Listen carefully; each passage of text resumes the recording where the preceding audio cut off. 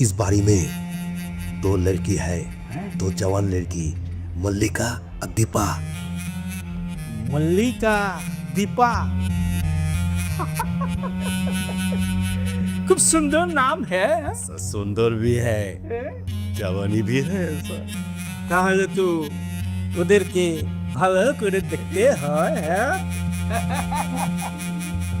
আর আপনি আমার মেয়েরা কিচ্ছু জানে না। আপনার কাছে ভুল তথ্য আছে। তাছাড়া আমার অনুমতি ছাড়া আপনারা আমার বাড়িতে ঢুকতে পারেন না।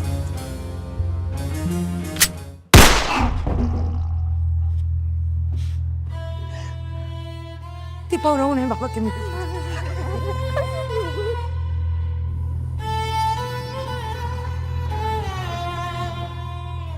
अच्छा किया साहब, अच्छा किया।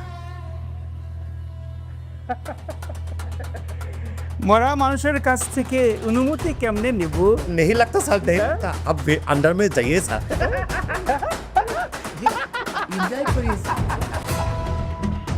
साला बढ़ गया। हाँ? बढ़ गया ये तो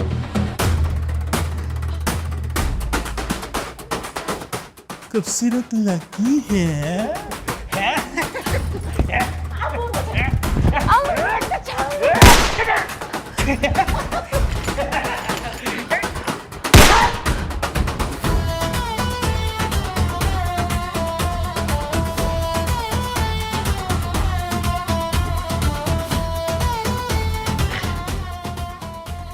এই ভিতরে কি মুক্তি আছে নাকি রে? থাকতেও পারে, আমি তো জানি না। শব্দ আসলো কোন জায়গা থেকে? ভিতর থেকে। ঠাস ঠাস তোমরা পরে দুজন।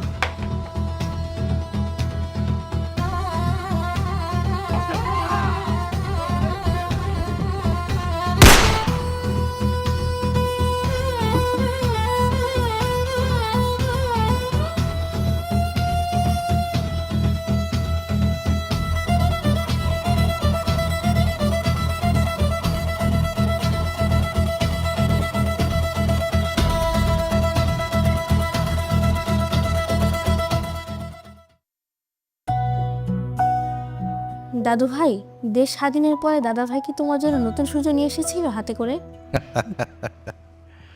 সেই আগুনের সূর্যটা আমরা আকাশে ছুঁড়ে মেরেছিলাম, সেই থেকে জল জল করে সোনালি দিন উপহার দিয়ে চলেছে সূর্যটা। একটা দেশের জন্য এত আত্মত্যাগ করেছো তোমরা? শুধু আম্মে না, সারা দেশের মানুষ করেছে, আর সব ঘরে। আমরা আত্মত্যাগ করেছি আমাদের মাতৃভূমির জন্য। ওরা আমাদের স্বজনদেরকে মেরে ফেলতে চেয়েছিল, আমাদের অধিকার কেড়ে নিতে চেয়েছিল। সেজন্যই তো আমাদের সর্বোচ্চটুকু দিয়ে লড়াই করেছি। এটাই মানুষের ধর্ম।